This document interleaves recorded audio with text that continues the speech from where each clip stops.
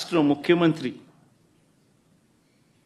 5 సంవత్సరాలు బ్రహ్మోత్సవాలలో తిరుమల తిరుపతి దేవస్థానానికి వస్త్రాలు సమర్పించిన నేను, ఇన్నిసార్లు తిరుమల తిరుపతి దేవస్థానానికి వెళ్ళిన నేను, ఈరోజు తిరుమల తిరుపతి దేవస్థానానికి నేను రాకూడదట, పోకూడదట. కారణం ఏమిటంటే నా మతమట. నేను అడుగుతా ఉన్నా, నా మతం ఏమిటి, నా మతం ఏమిటి అని అడుగుతా ఉన్నారు. అడుగుతా ఉన్నా నా మతం ఏమిటని. అవును, 4 గోడల మధ్య నేను బైబిల్ చదువుతాను. తప్పేముంది? బయటికి పోతే హిందూ సాంప్రదాయాలను నేను అనుసరిస్తాను, గౌరవిస్తాను.